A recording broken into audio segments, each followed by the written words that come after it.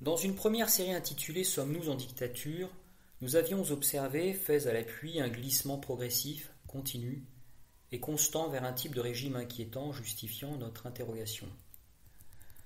La réfutation de l'idée de l'affaiblissement démocratique repose en général sur les présupposés suivants: l'existence d'une constitution, la séparation des pouvoirs exécutifs, législatifs et judiciaires, l'existence d'une liberté d'expression et d'un droit pluriel d'opinion générale, l'instauration du droit de vote, l'existence d'une pluralité de l'offre politique, d'un droit syndical, d'un droit d'association et d'un droit de manifester. Plus généralement, on considère synonymes dans nos sociétés état de droit et état démocratique. Le juriste Hans Kelsen, au début du XXe siècle, définit, pour résumer l'état de droit comme étant un état dans lequel les normes juridiques sont hiérarchisées de telle sorte que sa puissance s'en trouve limitée. En synthèse, au fond, l'état de droit implique une hiérarchie des règles de droit, l'égalité devant la loi et la séparation des pouvoirs. Au Cassandre de l'affaiblissement démocratique, on oppose donc une définition soit formaliste du totalitarisme, soit une caricature anachronique de la dictature calquée sur le modèle des régimes fascistes de l'entre-deux-guerres mondiales ou des putschs sud-américains avec force défilés de phalanges, chemises brunes ou noires, président en uniforme militaire, arborant moustache et salut romain. La définition du totalitarisme sur laquelle s'appuient les chantres de la démocratie macroniste est une définition formaliste inspirée de Karl Friedrich dans son livre Totalitarisme. C'est elle que présupposent Macron et les défenseurs du pass sanitaire lorsqu'ils s'offusquent de ce que l'on qualifie de dictature ou de tyrannie, la dérive de l'État français dans sa gestion de la crise sanitaire. Quels sont ces critères ? Le totalitarisme, nous dit Friedrich, se définit par premièrement, une idéologie officielle embrassant la totalité de la vie. Deuxièmement, un parti unique de masse mettant en œuvre cette idéologie et soumis à la volonté d'un seul homme, un dictateur. Troisièmement, un contrôle policier terroriste au moyen d'une police secrète. Quatrièmement, un pouvoir monopolisant les moyens de communication de masse. Cinquièmement, un pouvoir monopolisant les instruments de violence. Sixièmement, un pouvoir contrôlant les organisations et en particulier les structures économiques afin de mettre en œuvre une planification et un contrôle centralisé de l'économie. La France et son régime politique actuel, disent nos bienfaiteurs du genre humain, n'entrent dans aucun de ces critères. Ceux qui prétendent le contraire sont donc des semeurs de troubles et des inconscients délirants qui ne savent pas de quoi ils parlent. Cependant, on peut reprocher à cette définition de s'attacher à des traits formels et superficiels des régimes totalitaires et par contre-coup de définir uniquement la démocratie sur des critères eux aussi formels comme ceux que nous avons énoncés, sans s'interroger sur la manière même dont est exercé le pouvoir. Or, justement, qu'est-ce qu'un régime politique ? Le concept de régime politique recoupe, certes, le mode d'organisation du pouvoir, mais aussi son mode d'exercice. Il désigne donc les règles qui constituent le pouvoir politique, mais aussi la façon dont les hommes au sein de ces institutions pratiquent l'exercice quotidien du pouvoir. Autrement dit, il y a ce qu'est le régime politique en théorie et ce qu'il est en pratique. D'autre part, la politique concerne au sens étymologique les affaires de la cité, ce qui se dit en grec polis. La question de la politique repose en réalité sur 4 questions fondamentales. Qui prend la décision ? Première question. Est-ce un seul homme, roi, tyran, despote, dictateur ? Ou bien est-ce un petit nombre d'hommes ? On parle alors d'oligarchie. Ou bien est-ce la majorité du peuple ? On parle alors de démocratie. Deuxième question, dans quel but est prise la décision ? Est-ce le bien commun ? Est-ce l'intérêt personnel ? Est-ce l'intérêt de quelques-uns ? Troisième question, quels sont les moyens d'application de cette décision ? Est-ce que je fais appliquer la décision par consentement, en usant de la coercition, en usant de la violence, en usant de la ruse ou du mensonge ? Enfin, dernière question, quel est le timing de la prise de décision et de son application ?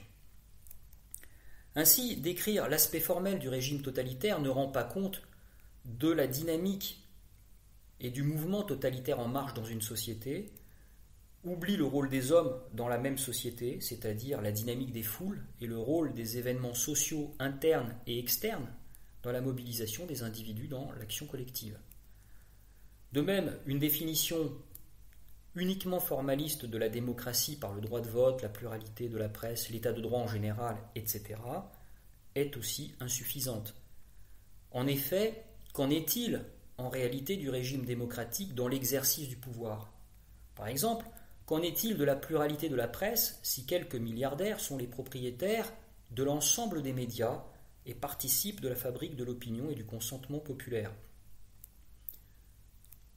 Qu'en est-il du droit de vote lorsque, comme en 2005 pour le traité européen, on ne tient pas compte de l'avis des peuples exprimé par référendum ou que la décision politique est conditionnée en dernier lieu par des lobbies, c'est-à-dire des groupes d'intérêts privés contre l'intérêt des mandataires? Ainsi, par exemple, la stratégie vaccinale, comme seule issue à la crise sanitaire actuelle, est-elle le fruit d'une décision politique souveraine ou d'une pression de lobbies pharmaceutiques ayant lié les mains des pouvoirs politiques au point d'empêcher toute autre politique de santé? Qu'en est-il lorsqu'un pouvoir démocratique use de la ruse pour imposer à travers le pass sanitaire une vaccination obligatoire non assumée? Qu'en est-il lorsque le mensonge est assumé comme mode de gouvernement, lorsqu'on affirme que le pass sanitaire protège la collectivité, alors même que l'exemple du cas israélien tant cité auparavant en modèle vient infirmer une telle stratégie au point d'imposer à présent une troisième et bientôt une quatrième dose vaccinale dans une course folle pour atteindre une illusoire immunité collective? En faisant alors du pass sanitaire une mesure sanitaire, on ment contre toutes les évidences scientifiques et le retour d'expérience du terrain. Dès lors, on dissimule le véritable enjeu de ce pass, à savoir un enjeu politique. D'autre part, s'il suffit du droit de vote pour parler de démocratie, alors le Kazakhstan, l'Azerbaïdjan, l'Ouzbékistan, le Turkménistan, et j'en passe, sont des démocraties, puisqu'on y vote. On objectera certes qu'il n'y a pas de pluralité de l'opinion ni de l'offre politique dans ces pays. Mais qu'il y ait un seul ou plusieurs organes de presse, quelle importance s'ils appartiennent à un seul homme ou à une poignée de milliardaires? Or, nous dit le Monde diplomatique de décembre 2016, seuls quelques milliardaires se partagent l'essentiel de la presse française. Or, pourquoi posséder des médias sinon pour exercer un pouvoir de lobbyiste et travailler à son intérêt personnel? Si quelques milliardaires possèdent les médias, fabriquant l'opinion et influençant la décision politique, alors en quoi le vote est-il un acte éclairé? Il participe davantage du même conditionnement que celui opéré sur les esprits par la publicité. Ce sont d'ailleurs les mêmes techniques employées, ce sont elles d'ailleurs qui constituent la stratégie de communication pour obliger à la vaccination contre la Covid-19. Et cela marche d'ailleurs. Dès lors, le vote n'est pas plus un acte souverain en France que dans les ex-républiques soviétiques dites démocratiques, pas plus que la vaccination n'est un acte éclairé. Seul le conditionnement change, d'extérieur il devient intérieur. Seules les oligarchies changent. Les oligarchies libérales ont par contre compris que l'emballage et le marketing sont essentiels pour vendre l'idée d'une participation du peuple à une décision politique dont en réalité il est écarté au profit des lobbies qui détiennent et le pouvoir économique, et le pouvoir médiatique, et le pouvoir publicitaire. Le théâtre démocratique tient lieu de démocratie. On objectera également que dans un régime autoritaire, il n'y a pas d'état de droit. Un état de droit protège les droits des citoyens par des contre-pouvoirs. Mais qu'en est-il du droit avec l'instauration du pass sanitaire? On institue de fait une distinction de droit entre citoyens sur la base de critères pseudo-scientifiques. Dans tout dictionnaire, on appelle cela une ségrégation. Il existe des ségrégations sociales, sexuelles, raciales. Nous venons d'inventer une ségrégation sanitaire, n'en déplaise aux sophistes qui jouent sur le sens des mots par périphrase, litote ou euphémisme. De plus, c'est confondre démocratie et état de droit. Mais comme nous l'avons vu, l'état de droit en théorie est une chose, mais dans la pratique, dans l'exercice de son action, il en est une autre, surtout quand nos représentants confondent légalité et légitimité et s'affranchissent des mandataires d'où ils tirent pourtant et leur pouvoir et leur légitimité. En effet, la légalité, c'est ce que dit la loi. La légitimité, c'est ce qui renvoie à la justice naturelle. Or, on peut tout à fait avoir des lois injustes et néanmoins légales, car décidées par des représentants oublieux qu'ils sont des mandatés, c'est-à-dire de simples représentants. Bref, une loi peut être légale, car votée, mais inique. L'histoire des hommes en est pleine d'exemples, qu'on pense par exemple au régime d'apartheid racial en Afrique du Sud avant 1989 et son cortège de lois et son droit. Par ailleurs, là où il n'y a pas de droit, il n'y a pas d'État, mais le règne de bandes armées. La démocratie, ce n'est donc pas que le droit, puisque tout État dispose d'un droit, c'est tout simplement le pouvoir du peuple, par le peuple, pour le peuple. On en revient donc à la question de la décision politique et de sa finalité. On objectera, par exemple, que les institutions judiciaires ne sont pas indépendantes du pouvoir dans un régime autoritaire. Certes, non.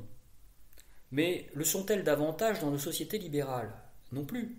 Les avis du Conseil d'État et du Conseil constitutionnel concernant le pass sanitaire en témoignent. Le droit reflète toujours le rapport de force du moment. La justice expéditive faite aux gilets jaunes en témoigne, tout comme la facilité avec laquelle la délinquance en col blanc passe si facilement entre les mailles de la justice. Il ne suffit donc pas de parler de droit. Encore faut-il donc se demander qui fait le droit et dans l'intérêt de qui.